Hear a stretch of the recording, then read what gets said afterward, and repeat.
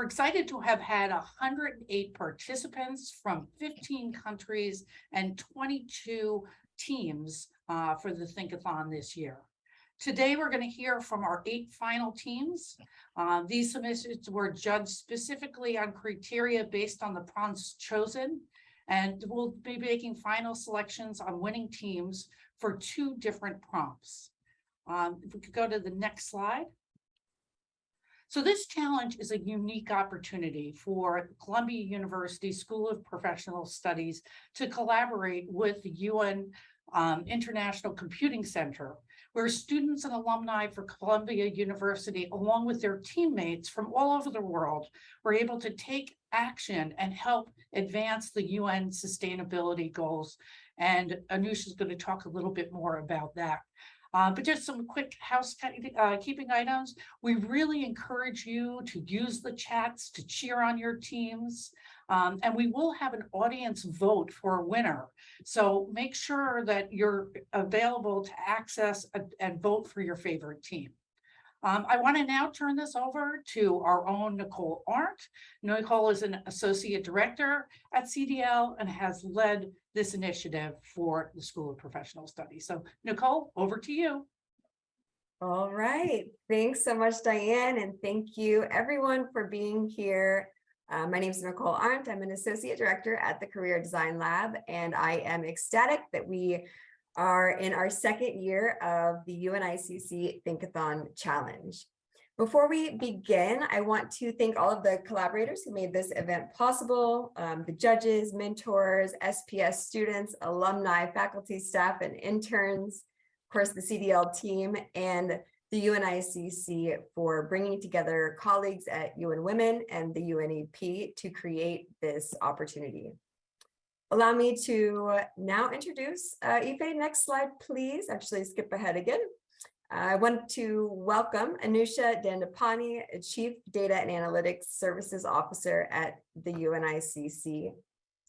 Anusha serves as the Chief Data and Analytics Officer at the United Nations International Computing Center. In this role, she's responsible for creating and overseeing the growth of data and analytics services for UNICC.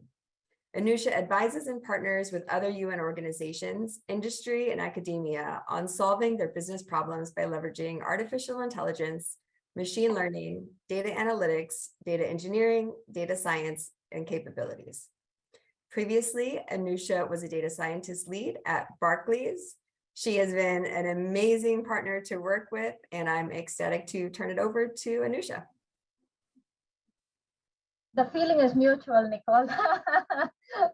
Thank you for collaborating and working with us. We are looking forward to today. So maybe we can go on to the next slide. Thank you. So we are United Nations International Computing Center. So we have like about 50 years of experience as a shared services organizations within the UN system. So for us, the focus has been that the digital cooperation and engagement at the ground level is front and center for the work that we do at the UN, and then also bringing a multilateral community to our collective thinking process, such as this, where we are bringing in academia and our student community on ongoing initiatives to support our SDGs, especially tackling issues such as gender equality and also climate change is important to us. And we are looking forward to listening to your ideas today.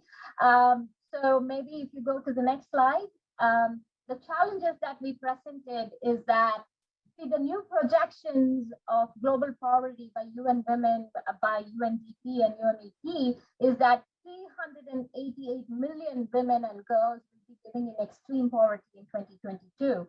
But the outlook is far worse. It could be far worse. So in this high damage scenario, this number can balloon to 446 million, according to the report that was published by UN Women.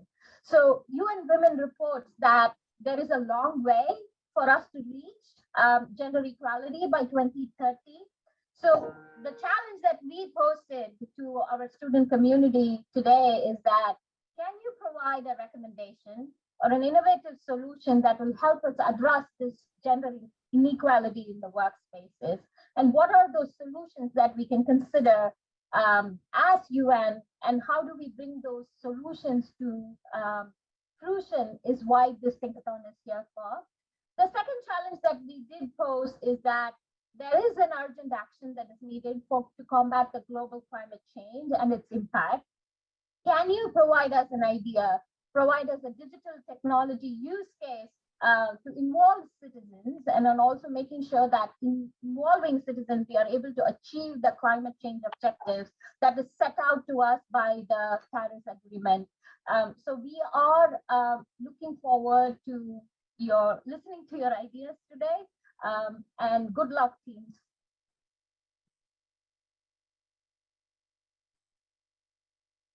Excellent. Thank you, Anusha.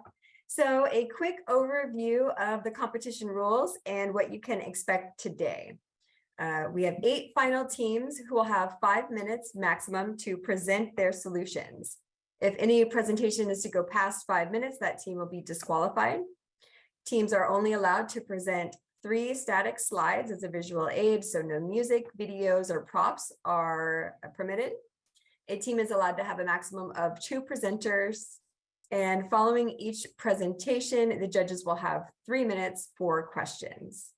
A quick note to the team that when you have 30 seconds left to present, my colleague Paul will chime in and say 30 seconds remaining. And when time is up, you'll hear time. And at that point, you're expected to finish mid-thought. All right, next slide. Presentations will be evaluated based on the following judging criteria: clarity and innovation, data analysis, capital requirements, equity and effectiveness, feasibility, and presentation. Next slide. The highest scoring team in each category will be awarded a grand prize of $10,000. And the audience, as the audience, you will have the chance to vote on your favorite team, who will take home the audience choice prize of $5,000. Next slide. All right, allow me to now introduce our esteemed judges who have had the opportunity to evaluate the top 8 submissions and are looking forward to hearing the presentations today. Our first judge, Shivam Kishore, Senior Advisor with the UNEP, is a globally minded catalyzer who has carved a niche at the crossroads of innovation, technology, and sustainability. At the UNEP, Shivam is co-leading efforts to enable necessary systems level shifts that accelerate sustainability using digital technologies. Judge Shivam, please say hello. Hi, good morning, everyone. I've never been addressed as Judge Shivam, so it seems like, wow. But it's really, really morning, Nicole. Thank you. And really nice to meet you all and see you all. I know it's bright and early, but my name is Shivam, and I'm working with the United Nations Environment Program. And in my role, I'm sort of leading 2 things. The first thing is to really transform United Nations Environment Program into a more digitally mature organization, which is through a digital strategy. And the idea being, how do we better leverage digital technologies to serve the member states achieve their nature, pollution, and climate goals? And the second part of this is, how do we start a global conversation with the financial markets, the tech ecosystem, and the governments to repurpose the role of digital transformation to enable better social, environmental, and economical outcomes. And I think I'm very excited to be here and to listen to all the amazing sort of solutions that US teams have come forward with, and looking forward to hearing the pitches very soon. Thank you. Thanks so much, Shivam. And our next judge, Jeanette Azkona, a Senior Research and Data Policy Specialist at UN Women. Jeanette manages the data and statistics for UN Women's flagship reports, including the annual progress on the Sustainable Development Goals, the Gender Snapshot. Before joining UN Women in 2010, she was part of the research and writing team at the UNDP's Human Development Report Office. Jeanette has authored numerous publications on human development, human rights, social justice, and gender and development data, and is UN Women's leading focal point on gender, data, and the Sustainable Development Goals. Jeanette, welcome. We are so happy to have you. Jeanette, are you with us? Yes, I am now unmuted. So happy to be here with you. Really excited to see the presentations from the students. As you said in your introduction, my name is Jeanette Ascona, and I manage the data and statistics for UN Women's flagship reports. As part of our work, we really strive to not only generate gender data, make sure that the key issues that excuse me, that we care about, that we have the evidence and the information that we need to inform policy, but that data is used, right? That it's used to inform discussions, to inform the kinds of discussions that we're going to have today, and that it's used, as I said, to inform policy through these different forums. And so really excited to see what the students have come up with. I've already had a chance to look at some of the presentations, and already very impressed and delighted to see these data being used to come up with innovative solutions for some of the world's problems. Thank you for that. Excellent. Thank you so much, Jeanette. Moving right along. We are so excited to welcome the climate mentors who could be here today to introduce their teams. Without further ado, I am going to introduce our first mentor, Jacob Halcomb with the UNEP. Jacob, please briefly introduce yourself and then your team. Thank you so much, Nicole.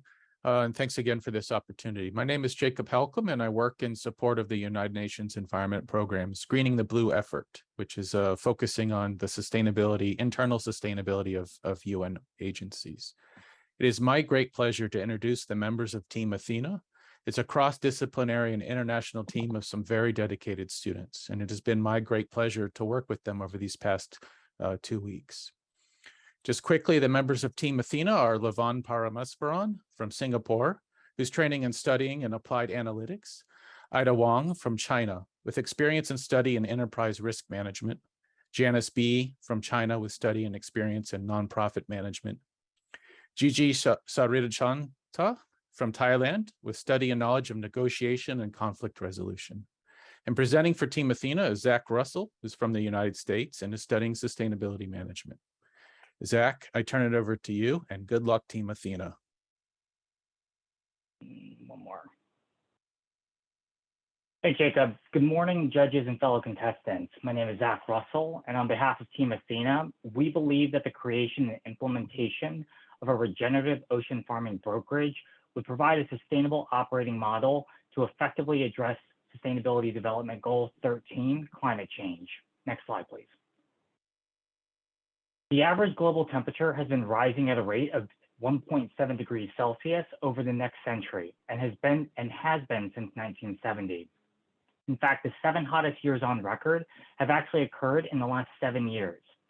Additionally, the world population is projected to reach 8 billion people this November, and approximately 24% of annual GHG emissions come directly from the agriculture sector's efforts to feed the exponentially growing population.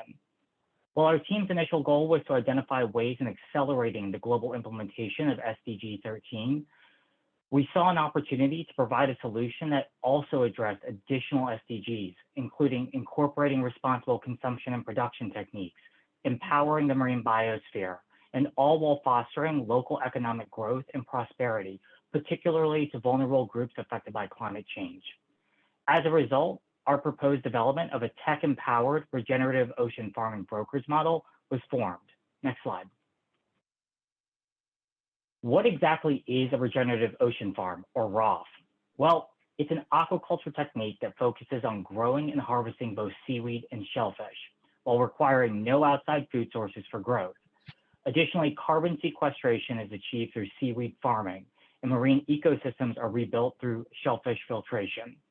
While ROFs have existed since the 13th century, the creation of a tech-empowered ROF platform for the 21st century would require establishing data capabilities to continuously leverage the latest scientific, economic, and human demographic data sets available. This platform would provide AI-assisted decisions that identify optimal ROF sites with the highest chances of success and effective deployment of resources. With approximately 10 to 12% of the world's population dependent on ocean farming and aquaculture techniques, a suite of custom raw solutions could be developed based on various regionalized parameters and identified key risk indicators. This customization also provides greater accessibility to capital and overall flexibility in implementation and operations due to the agile nature and scaling and tailoring of projects. These projects would be overseen by key ocean farming NGOs that possess the greatest expertise in the aquaculture field.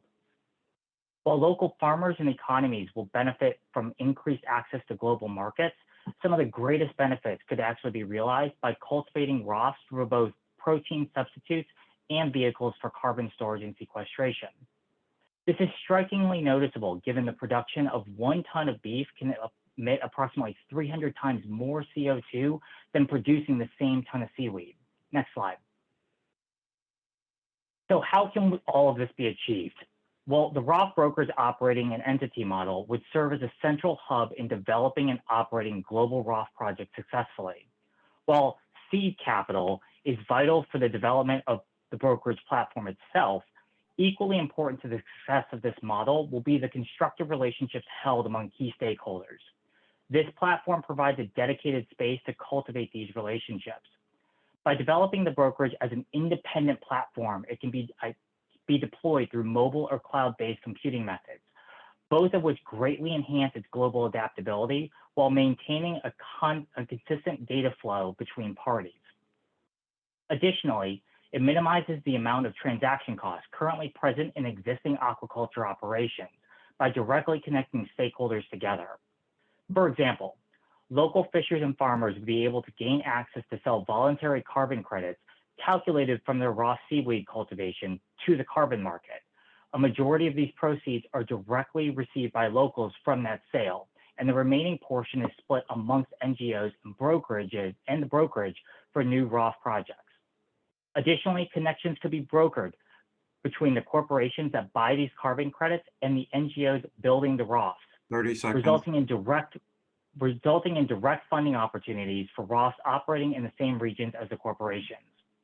We believe that the balance of this operating model and solution not only provides capital and goodwill-based benefits throughout it, but could also serve as a sustainable operating model in addressing SDG 13 by incorporating a technology and data-based foundation to the brokerage platform itself. On behalf of Team Athena, I thank you for your attention in presenting our regenerative ocean farming brokerage solution, and I'm open to any questions. Excellent. Thank you, Team Athena. Do we have any questions from the judges?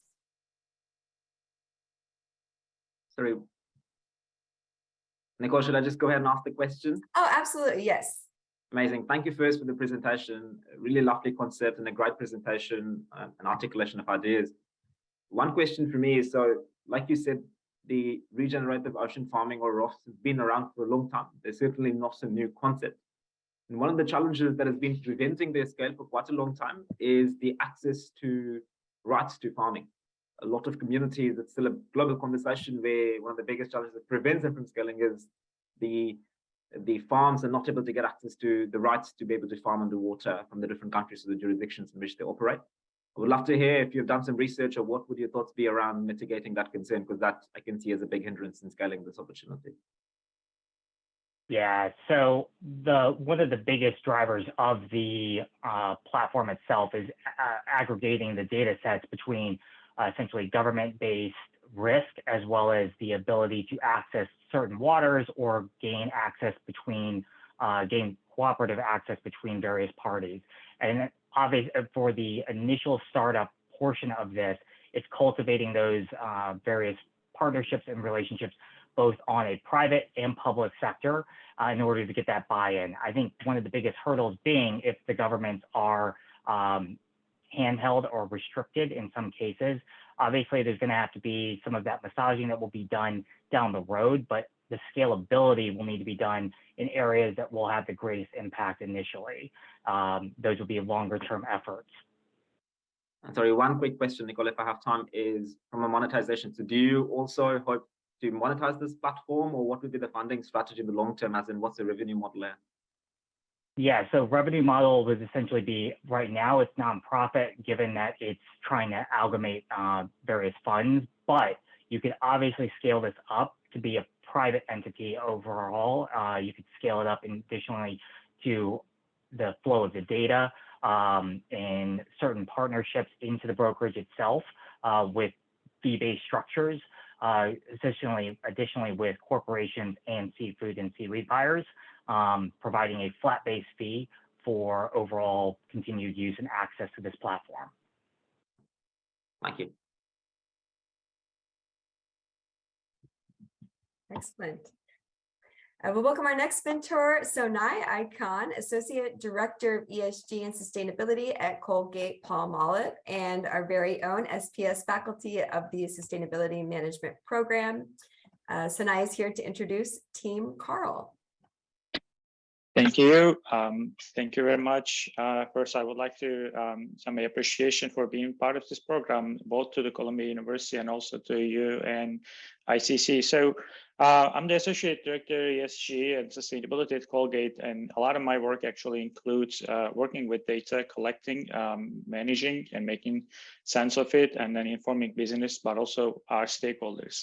So this project, all these projects are very much related, and I think they're going to be a great contribution to sustainability efforts that we have overall. So I really appreciate that. I would like to also introduce my team that I had the opportunity, actually the privilege of working together with, Joshua, Melissa, Saba, and Shruti all together. Their project excited me significantly because from the corporate sector, we do a lot of climate-related projects, and we do have the 2040 net zero target. And I know how hard it is to get there. So this project is focusing specifically on the supply chain and employee side, and that's what really excited me to filling up a gap. So without further ado, I would like to hand it over to Melissa to tell more about the project. Thank you. Yes, we're ready to go. If you could switch to the slide. Thank you, Sonai, so much for that introduction and your mentorship. We're really excited to be here to share our climate solution. First, though, let's talk about the problem. For a livable planet, we need to reach net zero by 2050 and stay under the Paris Agreement's 1.5-degree target. Corporations have been trying, and they're making GHG reduction commitments, but the current projections still put us on a 2.8-degree pathway. The difference between 1.5 degrees and 2.8 degrees Celsius is devastating. So what can we do? Instead of waiting for top-down sustainability initiatives, we can create a middle-out, worker-led climate action movement where regular workers make their jobs more sustainable and use existing lines of communication and influence to transform their company. For example, in the middle, let's say you have a marketing professional who's a climate champion. Every week, she asks her colleagues for sustainability news to share. Eventually, this inspires the event planner to do a zero waste event with compost collection. And that inspires the office manager to replace single-use plastics in the break room with reusable plates and silverware. This momentum continues to ripple out through the company, and even the facilities teams gets involved and swaps out pesticides with eco-friendly ones. This might sound idealistic, but it's a true story. It's the story of a cross-departmental green team that I started with my coworkers at a past job. We know we can do more, and there are more workers who want to take action, but they don't know where to start. Next slide, please.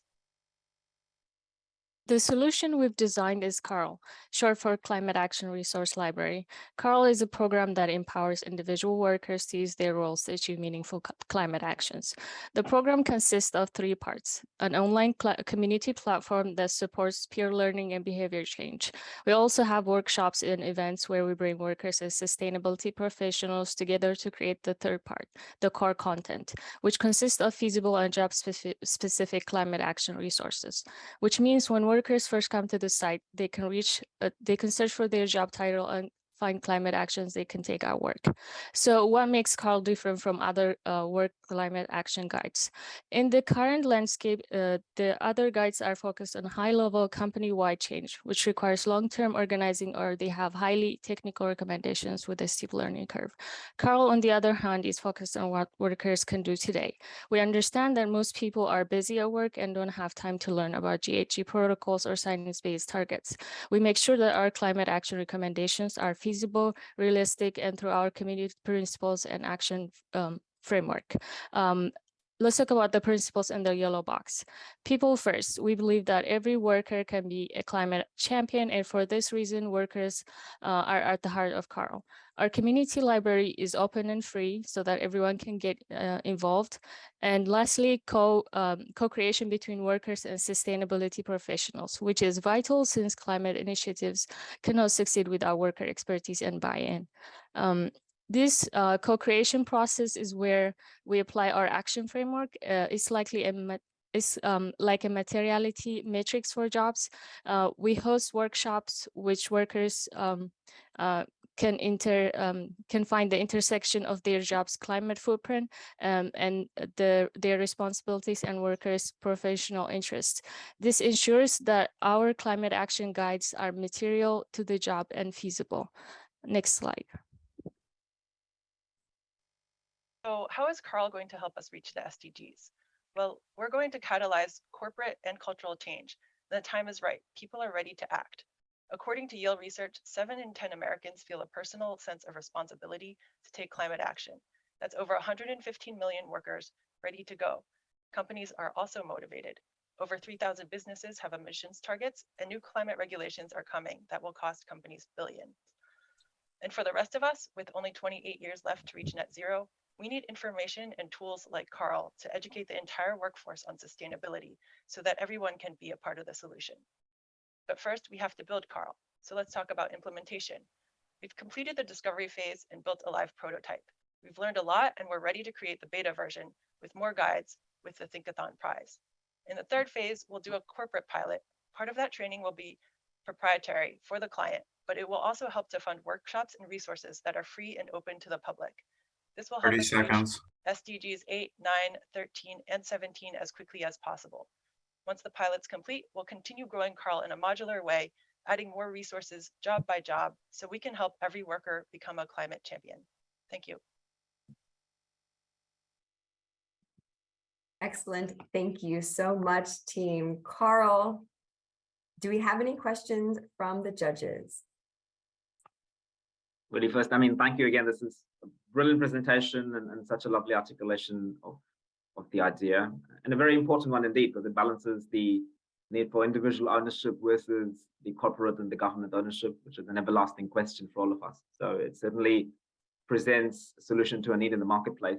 One question I would have around this is, so again, I mean, the idea of giving or empowering employees to take ownership of climate action has been around for a while. Like you said, there are multiple platforms that have been doing this. One of the biggest challenges that they often run into is this classic question of having the workers or employees to spend more time in undertaking action versus the current capacities that they might hold. I wonder if you've cracked the code on how this platform might mitigate some of that concern to certain extents, because it's a challenge, isn't it? I mean, if you're already working 40, 45 hours a week, in order to then take additional action to be able to meet things that you care about can be a rather cumbersome undertaking. So I wonder if you've any insights or you've cracked the code into breaking that sort of mindset. We didn't say we've cracked the code, but we've seen it happen. So we know that there are certain people who are dedicated and they're willing to put in the extra time. So that's why we will find actions that are within the worker's purview. So this is more like professional skills development. So every worker will eventually need to take sustainability into account. So we'll take those motivated people, work with them to develop actions that people can do step by step, and then we'll share it out with the world. And the whole community aspect supports this, because when people see other people doing it, they'll say like, oh, I can do it too. And then we'll be able to evolve the guides as people's skills increase. And your revenue model in the long term after the development phase is a per sort of service fee or a consulting fee or a subscription fee, or what? Could you elaborate just quickly a bit more on that? I think initially it's going to be a service fee for the first pilot. And then as we talk to more companies and we see what works, we'll develop it. So we've really built this to be modular so we can learn and adjust the business model as we go on. And one quick recommendation I might have then based on what you just said is it might also be interesting then to explore intersections with the organizations or corporations' ESG mandates, particularly under the G and the S. A lot of them have dedicated budgets to enable professional development, and a platform like this might fit squarely within that mindset.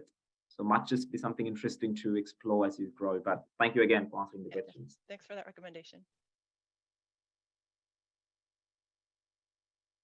All right, well, who's inspired? We are going to head into the third team. Faye, next slide. So Asa Tynell is our next mentor. She is at the UNEP, United Nations Environmental Program. She was not able to join us today, but has shared a video message to introduce her team. Faye, if you can cue that up for us on the next slide, please.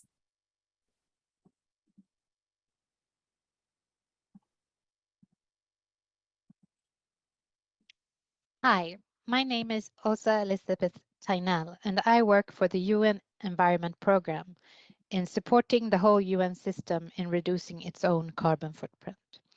In this Think-a-Thon, I had the pleasure to be the mentor to the team Coolers with the team members Reka, Kara, and Valentina. They will soon present their project to you. As we all know, the planet is getting warmer. We all need to do what we can to reduce global warming and to keep the planet cool. We as citizens, employees, and families play an important role, especially in developed countries like the US and in Sweden, where I'm from. Citizens have a large carbon footprint. Example through consumption of goods and services, electricity, transportation, food, and clothing. We all need to contribute. In the future, we also need products and new services that support us in reducing this global footprint. And now my team Coolers will tell you about their digital sustainability currency and platform that will help us keep the planet cooler. Good luck, and over to you, team. Okay, thank you. Good morning, everyone. We're from Team Coolers, the digital currency and marketplace solution that will help cool down our world. Next slide, please. While the businesses and government globally have been trying so hard to promote emission reduction activities, have you ever wondered why the reduction target is still far beyond reach? A simple explanation is that we might promote the activities from the less impactful end all along. According to the statistic on the left-hand side, presenting the household as a primary cause of emission and the inefficient use of CSR budget, leading to only 11% out of 85% of Fortune 500 companies achieving the target. The new business model then should be emerged with three main principles. First, actionable and instantly meaningful. Secondly, it should start at individual level or employees inside the organization. And lastly, it should leverage on existing CSR budget so that it won't create additional financial burden to the company. Building on the three principles and the problem statements, Coolers is not only a solution, but an incentive towards green energy, leveraging digital currency and marketplace, aiming to mutually benefit every single stakeholders. Firstly, the sponsoring companies who invest in Coolers through their current CSR budget will distribute Coolers coin to their employees as additional benefit, in return gaining a potential to promote their employee programs and also the emission target. With the discounted offers provided by the sustainable industries, employees will immediately enjoy and engage in more green consumption, while also allowing sustainable businesses to further scale their impact through the increase in sales. Next, please. In this slide, I will explain the effective business model we designed to benefit all our stakeholders. First, we will attract sustainable businesses by presenting how they can increase their revenue from new customers thanks to the exclusivity of the Coolers to buy sustainable products. In exchange, they can offer a discounted price. In other words, they can translate the avoided cost of intermediaries and marketing campaigns into better prices for our consumers. To join the market, they need to provide a reduced or neutral carbon certification to quantify their impact on reducing emissions. Once we ensure an attractive market, we will reach out to potential sponsoring companies. They can buy the Coolers for $1 per cooler plus a service fee depending on the size of the company, which is used to fund our operation. And they will benefit in two ways. First, they will reinforce their commitment with global emission reduction. all emissions reduced by their employees using coolers will be officially recognized as sponsored by each company. And second, they will be more attractive for the employees. Once assigned by the company, the employees will receive the coolers to our platform, and they will be required to provide some basic information to estimate their emissions baseline and future reductions. They will benefit from this additional income, lower prices, and personalized deals based on their preference. Finally, the sustainable businesses can exchange the coolers back for dollars or reinvest them by assigning them to their employees. All this data-driven operation will continuously improve consumer recommendations and our insights to bring new actors to the market. Next slide, please. To close, we want to show you how meaningful this can be in the short term. According to Harvard Business Review, consumers want to buy sustainable, but they stop because they perceive it as expensive. Our solution will show they can buy sustainable at lower prices since our model will offer significant discounts. As a small scale illustration, let's say that just 1 in 4 employees from just one large company use coolers to adopt to easy sustainable habits. It could result in 1 million of emissions reduced per year. Now let's imagine that it's not just 1, but the top 20. Those savings could escalate to 11 million. So can you imagine the impact of having more companies, products, and services? Even better if this is promoted by the United Nations. 30 seconds. Finally, all this is possible with a financially feasible model. Investing in coolers pays back in 1 year with a return of 40%. And for sustainable companies, they could increase their sales by around 33%. So we invite you to make this a reality together. Thank you, and we will be happy to answer your questions. Thank you so much, Team Coolers. Do we have any questions from the judges?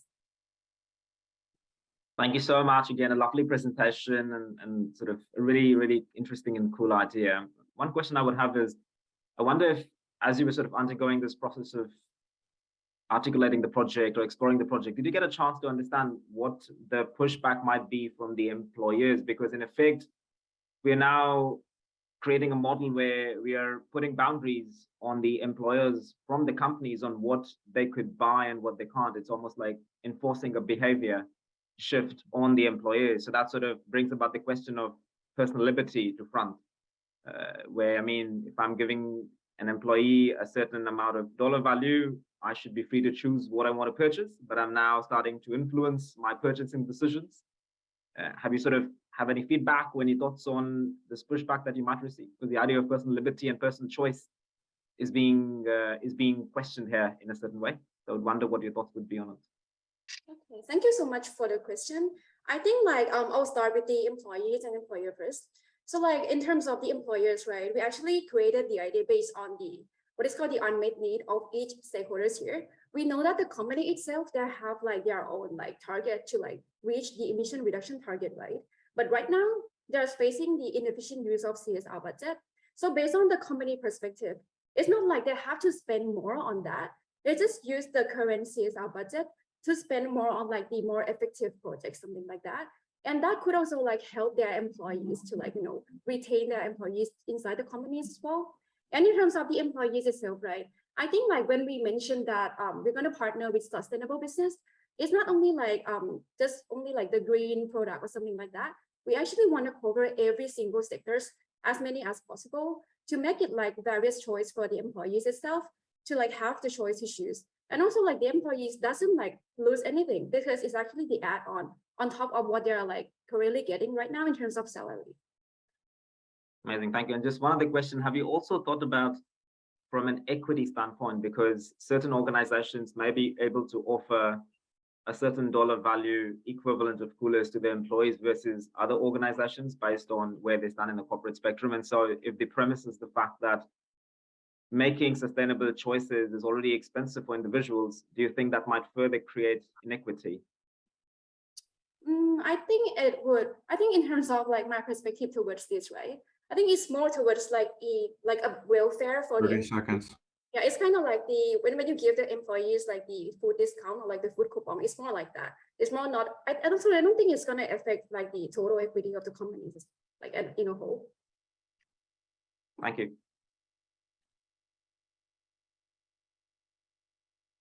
All right, excellent.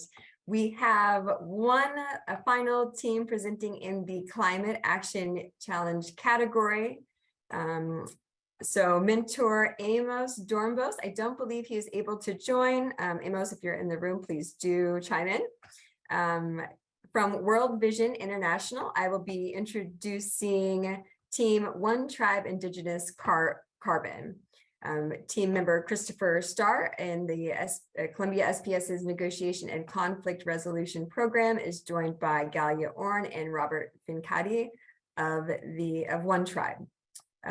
Christopher and Galia, whenever you are ready, please come off mute, turn on your cameras, and Paul will start the time. Hello, everyone. Thank you, Nicole, appreciate the introduction. So, One Tribe is a partially owned Indigenous company with a particular focus on onboarding Indigenous lands into the voluntary carbon market. Our aim is to protect forests and biodiversity by partnering with Indigenous landowners, enabling them to gain funds from protecting forests. The carbon market is a trading system in which carbon credits are sold and bought. We'll go over some of the climate problems and problems with the carbon market in our next slide, which we can go to now. Thank you.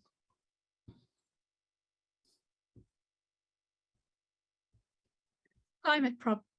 So we're all aware that we're experiencing a climate crisis, excuse me, but we believe that businesses have an important opportunity to take climate action to minimize their climate impact.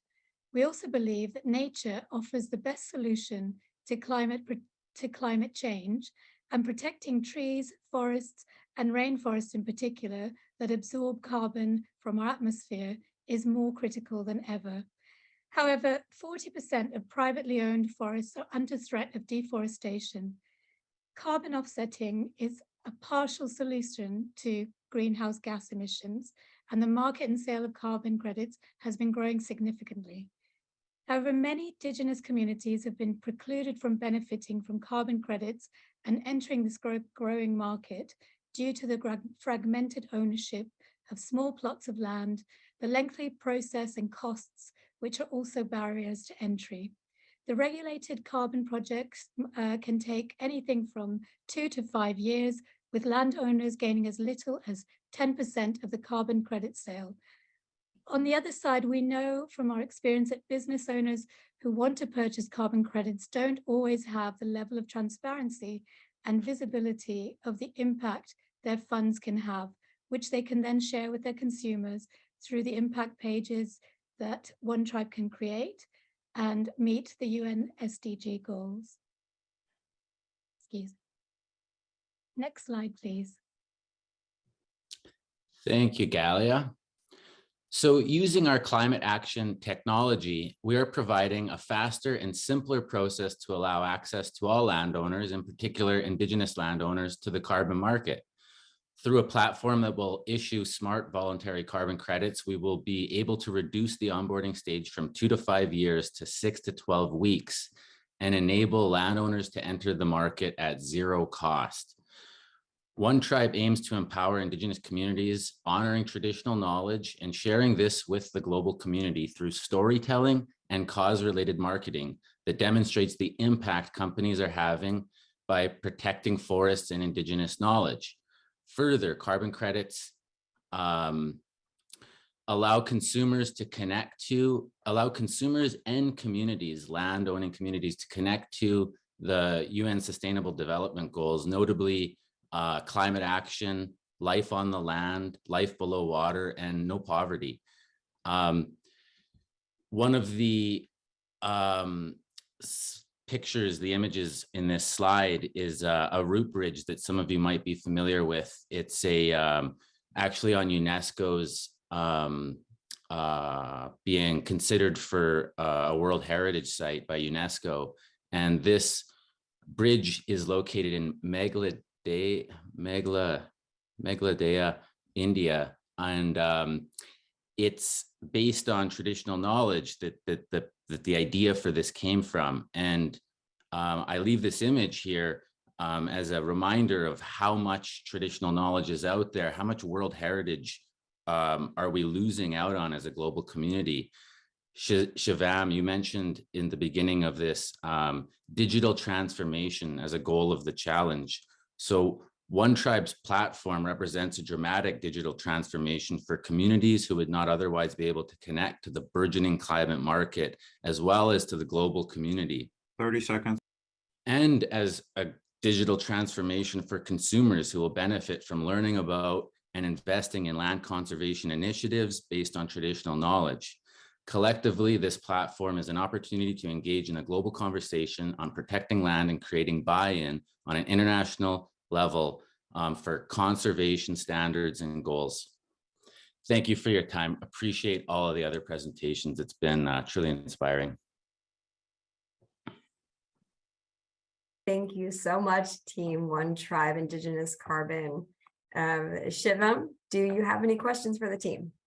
Yes, please. Just a round of gratitude again. Thank you so much for presenting and taking the time. Really appreciate such wonderful solutions and ideas coming forward. Question that I have, and this is more sort of a question that's been around in the carbon markets, particularly relating to indigenous carbon markets for a long time, is the access to land and the ownership. So if you're talking about voluntary markets, the traditional leases in the voluntary markets are about 40, 50 years from what I understand, and not in the regulated markets, about 100 years. So if you mentioned 2 to 3 years in the voluntary space, I mean, I wonder where and how you're getting the number, because that might make it a lot more lucrative for a lot of indigenous groups globally to be able to explore this idea first. So that's the first question that I would have, and then I have a follow on, but I would love to hear your thoughts first on that.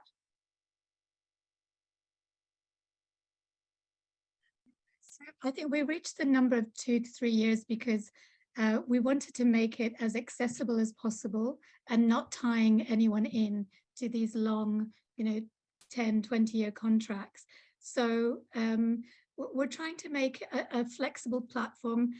Really, in our minds, what we're thinking of is like an Airbnb or a platform where Indigenous people, communities, small scale landowners can upload their properties. We can very quickly assess. We'll be working with satellite technology. We'll have agents on the ground to be able to assess this. So the ability to have them for shorter periods will be more lucrative for the Indigenous communities, as well as enable more access to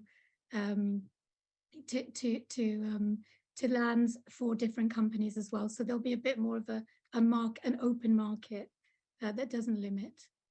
Interesting. And have you also, as a follow-up, then had conversations with either sides of the stakeholders? So, for example, I would love to see just quickly if you've had any engagements with the Indigenous communities to be able to understand their hesitancies, particularly around, carbon markets. From a lot of Indigenous communities that I've spoken to or I've been a part of, have been where it's still continuing to pollute, but now offsetting it on paper. So that doesn't really fit with the 7th generation philosophy of a lot of Indigenous populations. And on the yeah, absolutely.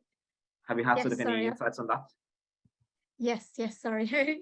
We've been working quite a lot with Indigenous communities.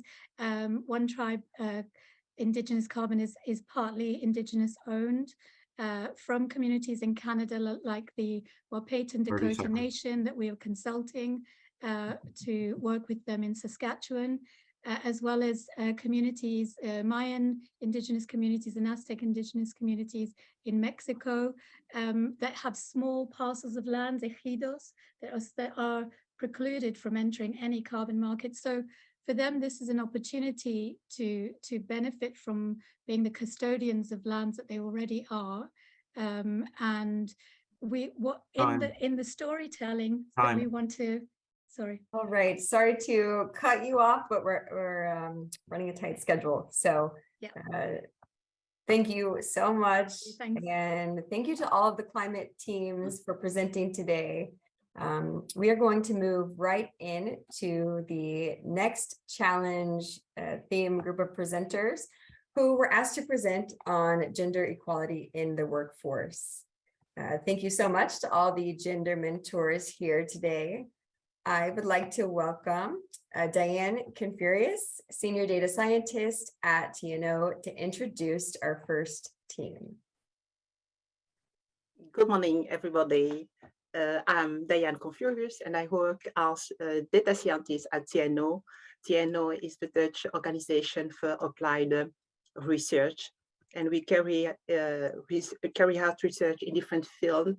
Think about healthcare, technology, security, crime, energy, but also labor. This competition reminds us that reducing gender inequality on labor markets is still a big challenge. And what we learn from the next team Achieve, is that healthcare programs can create opportunity for women. Sydney, Ashley, Caroline, and Anthony insist that a more inclusive approach where women and their community are included will make the difference. Please, I invite you to look through the eyes of Team Achieve, and please discover how their healthcare program contributes to empowering women. Ashley, Anthony, tell your story, please. All right. Hi, everyone. We are Team Achieve. Now, you can read our slide, but I'll also tell you, the data is clear. Poverty worsens existing gender inequality, limits economic opportunity, and restricts labor force participation for women, all of which directly influence health. Now, tying this together with the global call for a robust and well-trained healthcare workforce to address the health deficits increased by the pandemic and massive migration movements, we created Achieve. To launch, Achieve will begin in Mali, where around 20% of women and girls spend their time on unpaid care and domestic labor. Nearly 1/3 of women are not employed, educated, or trained, and over half of the women have their need for family planning left unsatisfied. Now, with a decade of conflict and political instability, women or girls across all domains have been disproportionately affected. Unfortunately, this has not been adequately captured as gender data gaps still exist. So, what is Achieve actually achieving? Next slide, please.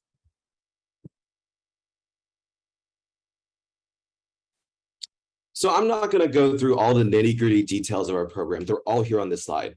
But I am going to draw your attention to our key values and components of each of the 4 phases. So how is our program going to work? To achieve, the focus of our planning phase will be to secure partnerships at the international and domestic levels, but more importantly, with local communities that we look forward to working with. To ensure that our program meets the needs of local communities to the highest degree of ethical standards, we intend to work closely with local community leaders, government, and ministries of health. We firmly believe that community is integral to the success of Achieve. After the planning phase, we will begin recruitment with the idea of equity at the forefront, as we believe that equity is a prerequisite to equality. We intend to increase the scope of our recruitment by deploying promotional material in highly dense areas, including marketplaces, such as the Bamako market in Mali, while also working with local community leaders to identify high-need individuals. By building a women-led health workforce, we are creating new jobs while simultaneously improving health outcomes of our participants and their local community. And in the context of Mali, we can give migratory populations transferable work skills and provide formal labor. Informed by a WHO framework for community health training, we will focus on training our participants in community health and sexual reproductive health. More importantly, however, the incentives we provide, such as our childcare program, will remove barriers to the labor force and end a cycle of gender inequality. Women participating in our program will be able to utilize our free childcare services that include basic health and early childhood education. Specifically, we will provide girls with the opportunity to transition into our program starting at the age of 12. And we hope to meet their unmet social needs by providing transportation, food, and other resources. After 1 year, we plan to evaluate our program and collect data to help close Mali's gender data gap. But overall, we intend to see a variety of positive outcomes, ranging from mobility in the job market for women to an increase in availability of health services. And once we see these positive outcomes, we fully intend to hand over our local program to the local community to independently run. However, the impact that we hope to achieve will be monumental. A sustainable, locally sourced community health system with key partnerships, the closing of gender disparities in labor force participation and poverty, and contributing to the achievement of SDG 5, gender equality. But let's now talk about how we all can achieve. Next slide, please. To kick off our program, we anticipate an approximate $6 million investment. This will cover the initial capital requirements, as well as the costs required to run and staff our first CHW facility for 1 year. During this year, we anticipate training 20 CHWs, each costing around $2,400 US. While these numbers may seem large, the average ROI for CHW programs in sub-Saharan Africa is 10 to 1 due to increased productivity, increased employment, and of course, societal benefits, including the empowerment of women, improved neonatal health, and enabling governments to conduct civil registration and record vital statistics. We will fund our program through the coordination of traditional financing sources like international donors and domestic departments, some of which are seen here. To secure this funding and these partnerships, we need you and your support. Together, we can achieve equality. Thank you. Excellent. Thank you so much. Jeanette, I will turn it to you. You have 3 minutes for questions. Thank you so much. Thank you, team. Very interesting to see your solution for a really endemic problem that we've seen actually become worse during the pandemic. One of the issues, unfortunately, that we've seen is that with the focus on addressing, of course, the crisis of COVID-19, there's been a deprioritization of women's health around the world, with some serious impacts in terms of increases in maternal health, maternal death rather, and inadequate provision of family planning services. And so really great to see you tackling this issue. I did have a question, and I think there's a question in the chat as well. I wanted to understand a bit more what research you had undertaken about the situation in Mali before putting together this proposal. Mali, like many other countries in the region, have actually a tiered and decentralized health system already that does include community service provisioning of healthcare services at the community level, kind of decentralized and run by the communities. And so I'm curious how this approach is integrated to what's already happening on the ground. I also wanted to hear a bit more about the training. You mentioned 1 year in terms of the kind of first phase of your program. How much of that will be focused on training and training community health workers in what exactly? And have you looked at how long it does take to properly train community health workers to do their jobs? Is 1 year enough, or less than that, right? Because I think the 1 year that you mentioned is really the 1 year for the full first year of the program. And so the training is actually a smaller share of that. So curious if you have any insights on that. Over. Absolutely. I can go ahead and speak to some of the other CHWs that you referenced that are in Mali, and also how there is the decentralized government, which is not ideal when you're looking at funding resources. Sorry.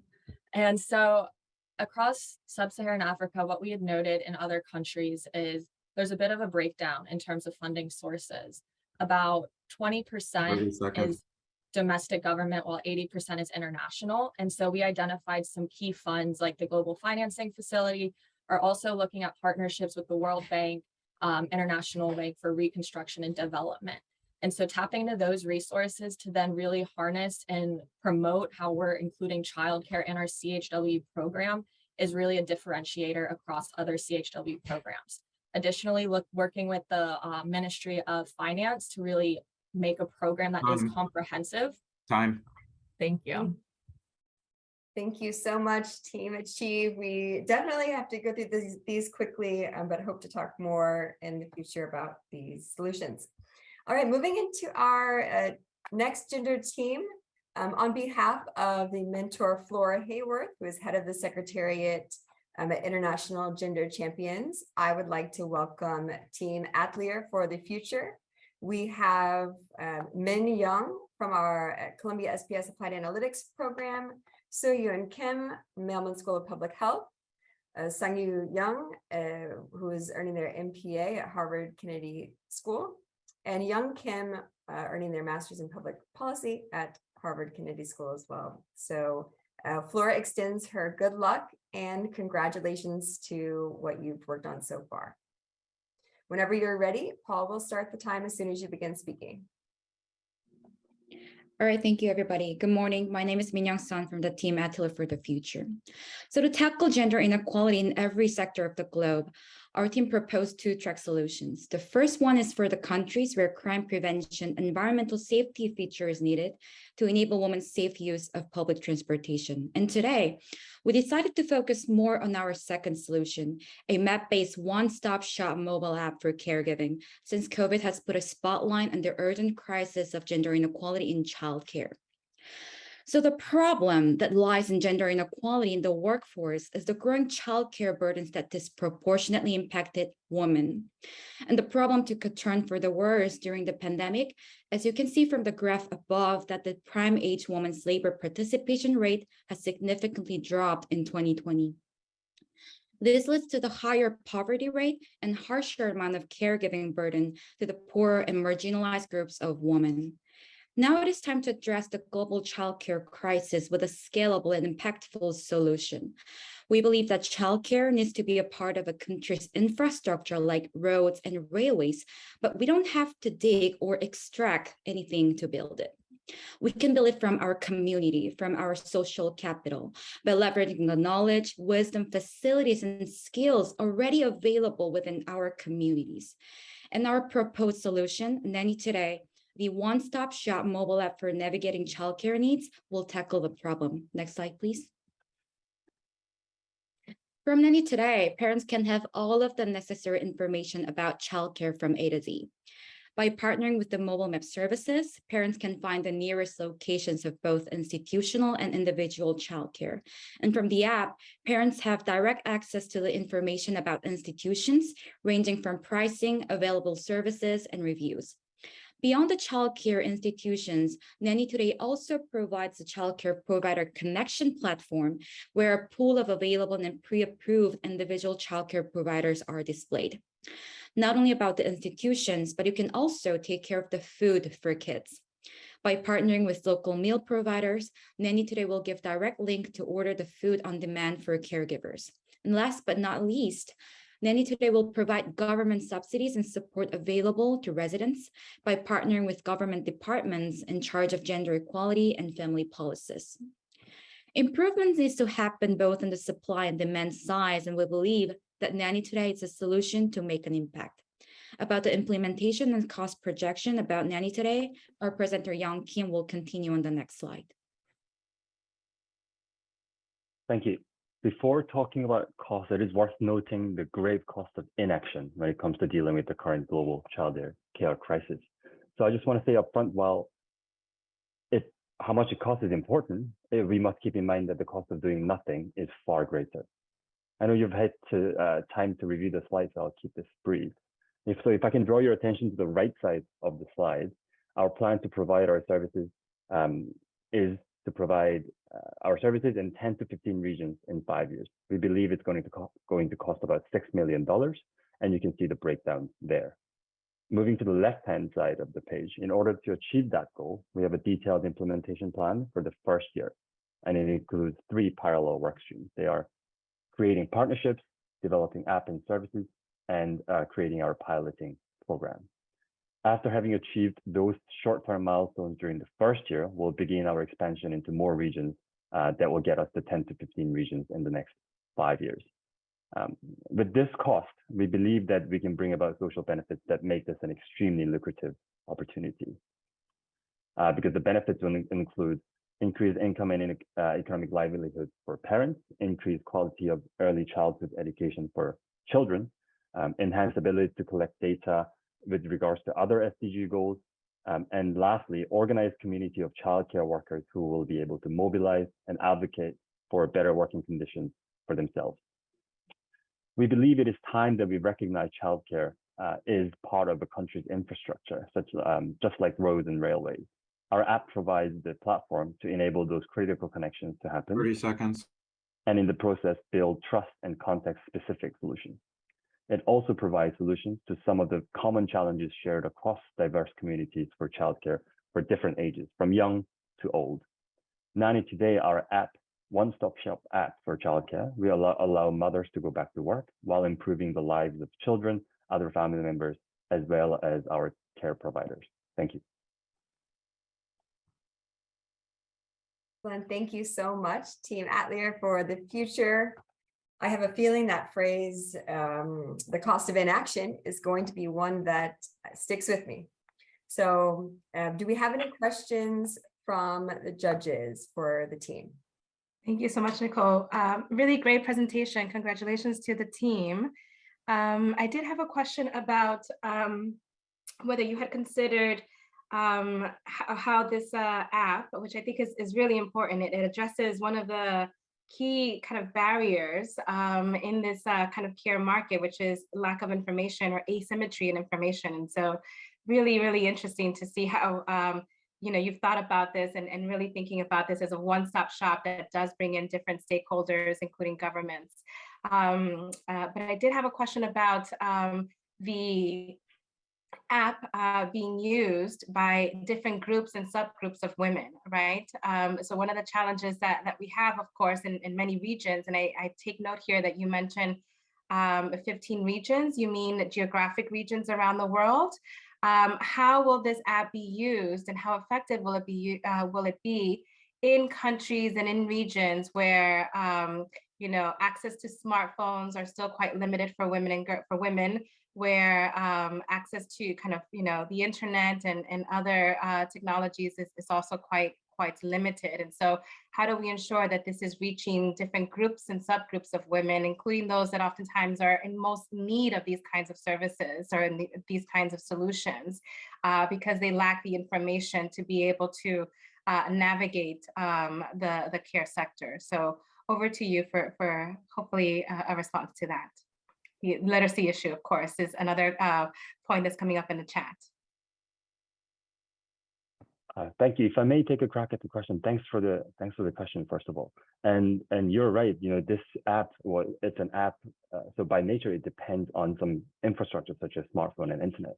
So when we pilot in the beginning, so the first 2-3 regions will be in countries where that kind of infrastructure is stable, and we're hoping to get enough knowledge in the industry and the necessary infrastructure so that we can also provide the services in regions where the smartphone network is sort of less stable. So in those regions, we'll probably start off with in-person services and then move on to, if you think about services such as M-Pesa in Kenya, even in places without strong smartphone structures, with mobile phones, they're able to make the necessary technologies happen. So we're hoping to learn from the pilots that will happen in sort of places with more stable smartphone infrastructures and take those learning to places with less stable infrastructure and start off with in-person services. Yeah, in addition to Young's point, I also want to highlight that we propose 2-track solution for the country where internet infrastructure is elect. So for those countries, we propose from our proposal to give safety environmental features for women to use public transportation safely, because according to our research, we found that the transportation. Thank you so much.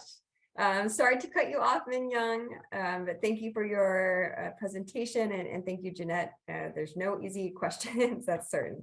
So moving on to Team 7, I would like to introduce our next mentor, Antra Bhatt, a statistics specialist with the UN Women. Antra, please introduce yourself and then your team. Okay, thank you so much, Nicole. It's a pleasure being here. Today, I think I'll be introducing Team Kushal. The team is comprised of 3 members, Arushi Mishra, who is a recent Master's in Applied Analytics graduate.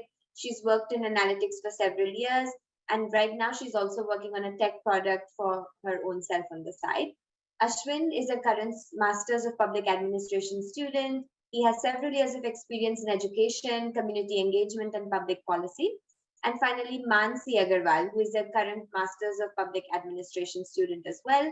She was an impact consultant in India for about 3 years, working on cross-cutting sectoral issues. I'm really glad to have been assigned this team for mentoring because they're going to be presenting something, a topic that's very close to my heart, which is how to find solutions for this mammoth task of unpaid care and domestic work, which more often than not is relegated to women. We know that globally women do 3 times more unpaid care work as men, and in many countries it's even much higher. So we have a solution right here with Kushart. Over to you, team. Best of luck. Thank you so much, Antara. Thank you, Nicole. Hi, everyone. I'm going to start by talking a bit about my family. And as I do that, I would request you to think about caregiving in your own families. My grandmother regrets that her children, my father, could not be provided adequate care because she was working outside home. As a result, she did not allow my mother to work. And even recently, my brother's wife quit her 9-to-5 job when she was expecting and took a break for several years and eventually took up a teaching job. And this was despite she had the support of my parents to take care of her daughter.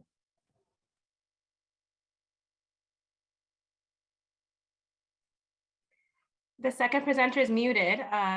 Just wanting to think. Out of problems like these, out of the 3 components of unpaid care, care of family members is not easily outsourced. Additionally, unpaid care is intertwined with LFPR and poverty rate. Beyond anecdotes, globally, a 2-hour increase in unpaid care work leads to a 10% decrease in labor force. Things get worse when it comes to India. Globally, women spend 3 times more time on unpaid care. In India, it is 9.8 times more. LFPR for women is only 1/4 that of men, contributing to 23% higher poverty rate among women. Women with children in urban areas are much worse than women with children in rural areas. In a survey conducted in metropolitans, 70% of women drop out of the labor force after their first child. Our analysis informed the basis for choosing our target population, which is middle and lower income working parents with young children aged 1 and above in growing urban areas. Why we chose this population is because collectivizing care work in urban areas is difficult because of nuclear family structures and weaker community ties. Urban 9-to-5 jobs lack the flexibility which are provided by rural jobs. Government centers, play schools, preschools, which are some of the common features of children care centers in India, only run until 1 p.m., which is a very critical point of information because after 1 p.m., parents still have to figure out the care needs of their children. Hiring personal nannies is also not affordable for our target population. Khushat is derived from 2 words, Khushal meaning prosperity and Arthashastra meaning economics. It remarks on 2 aspects of our solution, family well-being and economics. Our solution is to incubate a social enterprise that works in partnership with these play schools and preschools and use the infrastructure which is already present in the country after school hours, which is after 1 p.m. So this not only saves cost for us, but also parents do not need to pick up their children and drop them to the daycare center or drop them home. For this purpose, we will be charging $15 per month, which is only 2% of the family income of our target population. Next slide, please. We will be complying with guidelines regarding creches, play schools, early childhood education and care. Also, we will be employing community ambassadors, which will be key to our civic engagement plan to work with parents and grandparents to communicate the benefits of mothers staying in employment. The need for daycares in developing countries is visible through various initiatives in countries such as Pakistan, South Africa, Brazil, where one-off centers are being run for both high-income and low-income families. These existing models provided the proof of hypothesis to create Khushat. Next slide, please. So, to reach a scale of hundreds of thousand families, Khushat's implementation has been divided into 2 phases, testing and consolidation and disruption. In the first phase, we are aiming for 200 centers across 2 regions. And with 40 children per center, we have calculated the cost, the revenue, and the impact.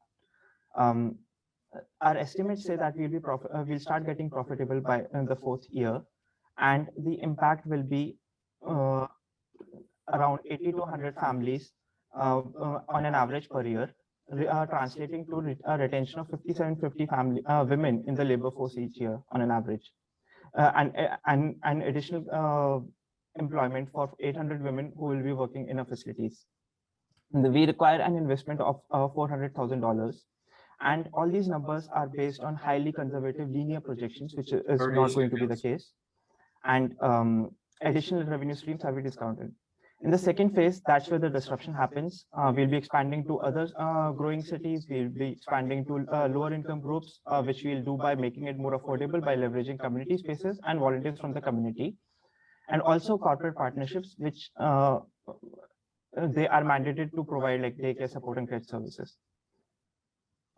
Daycare system as understood in developed countries is currently non-existent in developing countries. Thank you so much. Thank you. And there's some great conversation happening in the chat, so please do take a look. We do only have time for questions from the judges. So Jeanette, I'll turn it over to you if you have any questions. Thank you so much. Another really great presentation. So impressed by all of these young people and their great ideas. I did have a question about this particular presentation. You know, one of the things that we see in the empirical research is that when we do expand, right? So when you expand childcare provisions, there tends to be a trade-off between quantity and quality. And so I'm curious whether that's something that you've reflected on. How will you ensure that the quality of the care that's being provided is maintained as you continue to expand? So that's my first question. My second was that when I was reviewing your slides, I did see this kind of pathway towards expansion, a reference to working with companies and providing daycare facilities within kind of private sector businesses, et cetera. But that requires a very different model. I really like this idea of expanding childcare services and working with schools and other institutions that already have a model for working with children and have, you know, safeguards in place for making sure that the children are safe when they're there. How do you foresee maintaining all of that as you expand to other, you know, as you said, voluntary community centers and potentially creating childcare centers in private sector companies, et cetera? So 2 questions there, and hopefully not too much for you to answer. Maybe answer the first one first and we'll see how it goes. Yeah, sure. No, Jeanette, those are both valid questions. So to answer the first one, 2 things. First, we will be complying with the guidelines as per which we'll be maintaining a teacher-child ratio of like 20:1. And hence, while we are expanding to large scale, the ratio is still going to remain the same. And the second aspect, so like having worked in nonprofits, which have like programs team, like mentors, coaches for teachers who are like interacting directly with students, we will have like program managers and all for the caregivers as well. And additionally, we'll be hiring external consultants while designing the program, like what is the child going to do at the center, like what's the best way of utilizing their time. So that we have thought for covering the quality. But the second bit, so overall, when we thought about this, we thought of that, let's first think of like a solid core, that being the phase 1. And second, then let's think of like in whatever ways we can expand. So that corporate partnership is just like one possibility of like additional revenue, which can be explored if needed. However, like the idea is to first build a solid core and then like see what can we do about expansion. I guess just to add to Ashwin's points for the remaining 10 seconds is that I think the corporate expansion is, you know, one of the great areas of expansion, because this is right now still. Sorry, Mansi. No worries. Thank you. All right. Thank you so much. We are going to move into our final presentation of the day. Hope everyone is still excited to be here and bring as much energy as you can via Zoom to our final presenters of Women Ride Well. Their mentor, Julia Brackle, could not be here today. She's a research and data consultant at UN Women. So it is my pleasure to introduce the team on her behalf. several team members and a very cross-functional team. So a quick introduction, we have Geet Chawla from Columbia's International School of Public Affairs, Sai Gemapati, University of Connecticut, studying a master's in business analytics and project management. We have Allison Garabi doing a master's in social work, Nikun Sharma of Columbia SPS Enterprise Risk Management Program, and Ghazal Ozari, who is earning his master's in managerial science and business administration. So I believe I got everyone. We are excited to hear your presentation today. Whenever you're ready, Paul will start the time. Yeah, next slide, please. Hi, I'm Geet. Hi, this is Nikunj. And along with Janvi, Allison, and Ghazal, we are Team Women Ride Well. India has a long history of seeing women's work as insignificant in the economy. Research suggests that only 20% of women participate in the labor force. With the COVID-19 outbreak, women bore the heavy burden of caring for the sick while also meeting their families' needs. 18 hours of work was lost for Indian women during the pandemic. They also often limit their career choices due to 92% experiencing gender-based violence. A major challenge women face in India is lack of efficient and safe transportation. They are forced to choose employment options that are closer to their homes, and many refrain from pursuing their livelihoods altogether if work opportunities are far. Here we can see India's lopsided commuter gender ratio, wherein 4.48 men travel for every 1 woman. Additionally, 48% of women do not travel to work altogether. Next slide. Our solution to these problems is Women Ride Well, a green transportation company that runs a fleet of electric rickshaws, employing female drivers to transport women, girls, and accompanying children. Our drivers will be trained to safely operate e-rickshaws, addressing the need for first and last mile connectivity for female riders, especially in congested areas. The service would be meter-based with dependable vehicle presence at bus terminals, railway stations, major offices, and educational institutions. Our solution would effectively address both gender equality and climate action. Some transportation companies in the past have attempted to delve into this market, but were not successful for several reasons, especially lack of adequate investment and training for drivers. However, Women Ride Well will have a host of features to address these problems. First, affordable, safe, and reliable transportation that reduces mobility barriers for women and girls, empowering them to be able to commute easily to their schools or workplaces. Our vehicles would come installed with a panic button so drivers and riders can be tracked in an emergency. Second, lucrative source of income. Our drivers will have the potential to earn 86% more than traditional auto rickshaw drivers. Childcare services. We would run a free community-led childcare center at our headquarters where women drivers with young children can drop them off while they work. And finally, a counseling program. Our holistic initiative would include counseling, driving lessons, self-defense classes, soft skills training, and financial literacy for young women to foster agency and awareness. We specifically chose e-rickshaws because for a country like India that is battling severe air pollution, they will serve as a savior with zero emissions, low maintenance and operational costs relative to traditional auto rickshaws, and ideal design for a wide variety of terrains. The Indian electric rickshaw market is growing exponentially, and the regulatory framework works in our favor. We will catalyze several public and private partnerships, which will bring together multiple actors with complementary resources, including our manufacturers and suppliers, state, local, and central government, village panchayats, funders, UN agencies, and the civil society. Next slide. Our solution, Women Ride Well, which believes in encouraging women to do something different, will be implemented in 4 phases: planning, recruitment, counseling, and finally, full operations of electric rickshaws. The planning phase would span around 4 months, which would be required to acquire funding, property, and 75 fleets. Another 3 months would be used to hire operational staff and drivers. The childcare and counseling services will be active in another 2 months to accommodate the children while the women are undertaking driving lessons. The full operation will begin in 9 to 10 months after women are legally allowed to drive. In reference to the cash flow analysis, after full operations of e-rickshaws, we are estimating to generate $9,500 net positive cash flow each month, and also expecting to reach the break-even point in only 13 months to recover all its costs. Our analysis ignores interest payments on loan and inflation in the general business environment. The key location for our pilot program is Ahmedabad, a tier 1 city in the state of Gujarat in India. As per statistics, Gujarat is one of the leading performers in the country in deployment of electric vehicles. The government grant, namely FAME scheme in India, encourages the purchase of electric vehicle by providing financial support. We believe that when women begin to make strides and precedent in the workforce, they inspire the next generation too. Our goal is to keep women safe at the wheel and in the back while contributing to a cleaner environment. Driving interest would serve as a worthwhile source of income, and our program will tackle exclusion of all types of women. 30 seconds. Challenges, but strongly believe that women ride well will be the key to a successful and bold societal transformation. Thank you, and we'll be happy to take any questions. Excellent. Thank you, team. Jeanette, do you have any questions for Women Ride Well?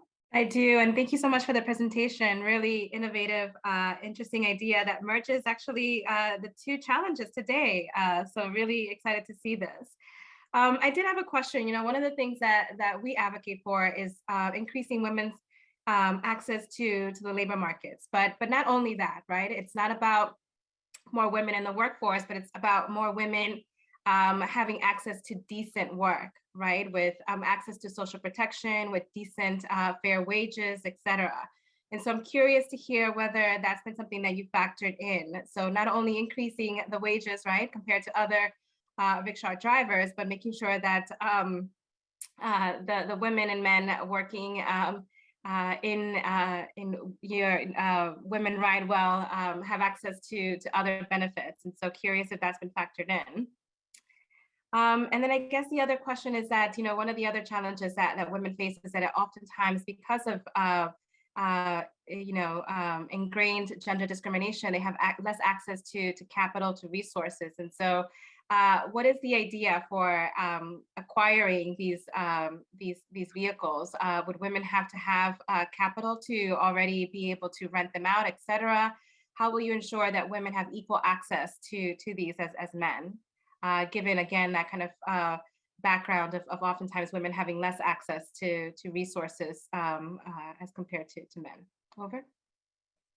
Yeah, thank you for those questions. Great questions. In regards to the benefits, I would say that we're already providing a lot of benefits as a part of our holistic program. So the childcare services, as well as career counseling, is going to be a huge part of our holistic initiative. We're going to make sure that women who enter Women Ride Well as drivers also get the opportunity to perhaps work their way up to, you know, becoming operational staff or admin staff within the Women Ride Well ecosystem. So that's something that we're really taking care of. And also things like giving them access to health insurance, other benefits that they might require to make sure that they're functioning well as drivers will be a part of our initiative.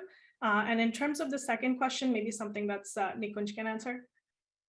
Yeah, that's a good question, Nick. Thank you so much for asking that. But to acquire the rickshaws, one of the idea is to actually not to give them the rickshaws at first in the initial pilot phase, but just Women Ride Well will acquire rickshaws from the dealers, and then they will be trained for free from the beginning, for the beginning periods of the timeline of the project, because this is one of the different 30 seconds. Idea to actually convince people to actually come and have lessons. Yeah, and just to add to that, they're going to be salaried employees in the beginning for the pilot phase. And then eventually we're looking at a more sustainable model similar to an Uber or a Lyft, where women, once they have the capital, once they've worked with us for a while, then they're able to acquire the vehicles and work on their own. Does that help? It does. I did have a follow-up, but I guess we're out of time. You know, one of the, I'll just very quickly say that UN Women, for example, a few years ago was exploring the possibility of partnering with some of these businesses like Uber, et cetera.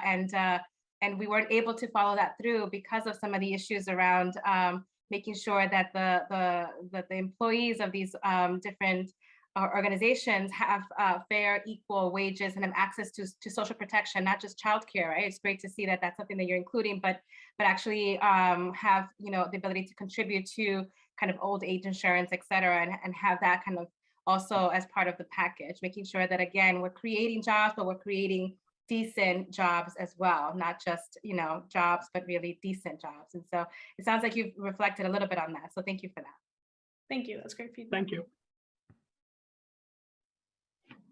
Wow. Impressive what everyone's been able to achieve in a short amount of time, and truly inspiring to see the work that you've done. So this concludes our presentations. Ife, please go to the next slide. The judges will enter their final scores, and while they're doing that, we would like to hear from you all as the audience. So we invite those of you live at the viewing party to log into the Zoom now. Everyone can cast one vote to choose their favorite team to win the Audience Choice Award of $5,000. So in just a second, you will see a Zoom poll with the options of the 8 teams. I believe everyone can see that now. And you have approximately 1 minute to cast your vote. Which team would you like to award the audience prize to?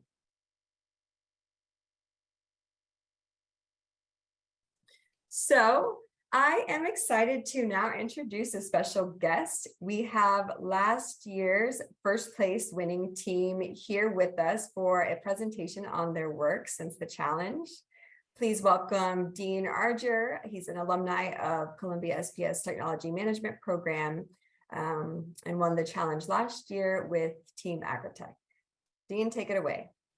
Thank you, Nicole. Good morning, everyone. Very exciting, amazing ideas, and exceptionally well done.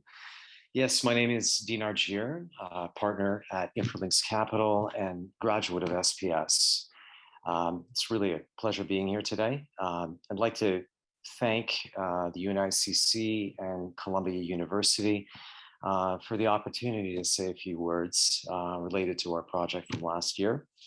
To all participants, may I extend a full-hearted congratulations for the work you've done leading to your presentation for this event. By no means is this an easy process, nor does it likely represent the finality to iteration of your concepts, but based on my own experience, along with my colleagues from last year, the endeavor was invaluable in our preparation for commercialization.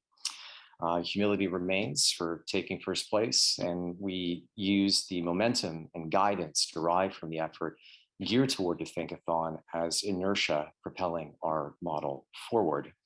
I'd stress, irrespective of outcome by the judges, that you are all very clear winners for your commitment and passion addressing your subject sustainable development goals.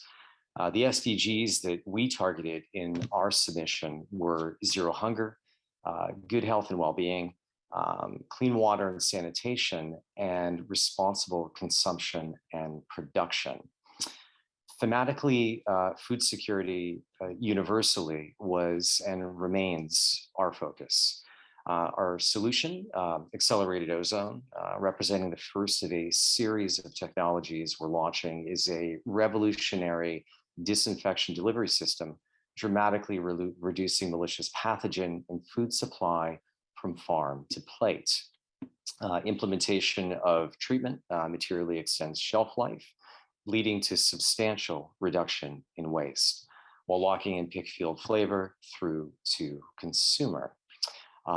We are currently working on the ground in Mexico with a syndicate of large-scale avocado farmers, finalizing adoption and approval by the USDA and FDA for global export purposes. Supplementary funding is being secured out of Europe to amplify and expedite our growth internationally as I speak. Once again, I have to thank UNICC, Columbia University for enabling our progress, and I wish you all the best. Good luck, teams. It was great. Thank you so much, Dean. It's great to have you back. And congratulations on everything that you've done with your project since the challenge. I appreciate All right, just a few more announcements before we go into the award ceremony. I'd like to bring back Diane Spizzero for updates on the Career Design Lab. Can you go to the next? Yes, perfect. So I just want to make sure that you know how to engage with us. I mean, this is such an innovative and a remarkable event. And I think that the Career Design Lab has a lot of these kinds of challenges that you can join in on, and just the dynamic career information. So here's our QR code to our very iterative website, and it has access to our premium subscriptions, personal notifications. You can set up your feed that you're looking to get from us, get labor market insights, and also just chat with the CDL staff. Next slide. So some of our premium services that you really want to engage with, Going Global. This is a great site for international students to see who's sponsoring in the US as far as organization. Impact Pool is a great global organization with government focused on NGOs. Firsthand is industry research information, of course, LinkedIn Learning and other different premium subscriptions that you can engage with as an SPS student and alumni. Next. But I wanted to mention, and I think this is important for those that have, kind of been in this challenge. We also have the Greater Good Challenge coming up, and the applications for this are open now. The live event will happen in December. So as Dean mentioned, the idea of iteration for those 22 teams that did engage here with the Think-a-Thon, think about maybe iterating and moving from and learning from this experience and joining the Greater Good Challenge. And for those that are inspired by this event and thinking about your own, innovative idea, think about joining the Greater Good Challenge. So thank you so much, and really congratulations to all the teams. What fabulous presentations we had here today, and wishing you all the best. Nicole? Great, thank you so much, Diane. So we're here, we've made it, the moment that we have all been waiting for. Welcome to the, go ahead and go to the next slide, Yife. Welcome to the award ceremony portion of the event. Again, I just want to thank everybody for joining today, all the audience members, and of course, everyone behind the scenes. Some of our student interns have been working tirelessly to put this together, in addition to all of the supporters with the UNICC and throughout Columbia SPS. So without further ado, I would like to introduce Marco Liuzzi, Chief Operations Officer at the UNICC, to announce our winning teams. Next slide. Yep. In his role as the Chief of Operations, Marco provides strategic leadership and oversight to the UNICC in regard to technology operation matters. As a member of the UNICC Executive Committee, he takes shared responsibility for the work of that group, including the management of risk for the organization. Marco is a strong believer in the power of collaboration and leveraging collective wisdom in teams, and is clear that the UNICC's work is nothing less than the support and enablement of the United Nations system, and ultimately its values, which are indispensable foundations of a more peaceful and prosperous and just world. So Marco, thank you so much for being here. I am turning it over to you to lead us into the award ceremony and to announce our final teams. Once you've introduced yourself, we'll begin with the audience choice. So please take it away. Thank you, Nicole. Thank you very much, and thank you all for being here. This was great. I think we all were very excited to see the work done by all teams and to listen to all these, these cool ideas. My name is Marco, and our job at UNICC is to empower the organizations in the UN system through technology and through digital solutions. Some of them were discussed today. I wanted maybe to take 30 seconds to zoom out a little bit. We looked at these two challenges, these two sustainable development goals. I just want maybe to emphasize one more how important they are and how vital they are. In fact, SDG 5, it's about human rights. It's gender equality is a fundamental human right. And essentially, the world is going at 50% capacity. Until we have full equality, it's like we're running on third gear, second gear. So it's critically important. And of course, the pandemic has really hit particularly women. SDG 13, climate action, we are seeing day after day the how it's affecting every country and every continent, and weather patterns are changing, and of course, as usual, the poorest and most vulnerable people are the ones that are mostly affected. I also maybe want to highlight an important sustainable development goal, which is number 17, which is about partnership, which is what we're doing today. A partnership with academia, with the UN system, and with students, with everyone to contribute and think together at what can be done. Now maybe we can move on to the parts you all were waiting for. So maybe go first, remind everyone of prizes that are being awarded today. So courtesy of the Columbia SPS for first place on climate action, there will be 10,000 awarded to split between the team members. For the gender equality winner, first place, $10,000 again to be split between the team members. And then for the audience choice, it will be $5,000. And of course, all winning teams will receive a tour of the UN headquarters. In addition to that, there will be also benefits have been made available by UNICC to work on real-world solutions to global issues with mentor subject matter experts, networking with cross-functional teams from UNICC, use live data available to UNICC to work on analytical skill, and then make sure you have actually project experience to put on your resume. Now, going to so Nicole, do you understand correctly that you want to announce first the audience choice winner, correct? Yes, so I'm very, very pleased to announce that the winner, the audience choice winner is the Women Write Well team, so congratulations. They have proposed Women Run Transportation Company. And it's very, very interesting, proposing, dives into issues of gender equality, job security, and physical safety, which is really critical, and addresses gender-based victimization and security concerns. So congratulations to the winners. So I guess I'm not sure how we do a round of applause here. So. Yes, thank you so much. And we would love for each team who wins to nominate one person just to say a few words, about 30 seconds after the announcement. So congratulations, Women Ride Well. Thank you, judges. Thank you to the team. First of all, it's been a great team effort. I think we all worked together really well and collaborated to bring this idea to life. And thanks to Julia, who couldn't be here today, but she was our mentor for the last couple of weeks, and her help has been instrumental. And also, thinking through the challenges that we'll face when implementing this idea. So thank you, everyone. Really appreciate it. Okay. Thank you. Moving on to the gender equality winner. So the winner, the team is Atelier for the Future. Congratulations.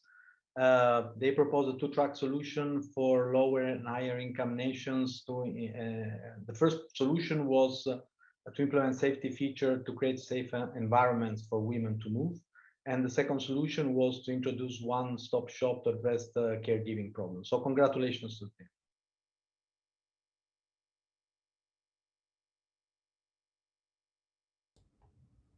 Oh, thank you guys for providing a very special opportunity. It was so much fun working with everyone. And thank you, Fleur, who wasn't able to make it here today, for giving us real practical advice on our solutions. It was super helpful. Excellent. We will also let her know. She'll be excited to hear it. Congratulations. So congratulations again. Moving on to the climate action winner, it's Team Carl, very nice name, who proposed an online resource and community for CARL stands for Climate Action Resource Library. So it's it's to teach workers about sustainability, so that we have, if I remember correctly, the words middle out type of reaching,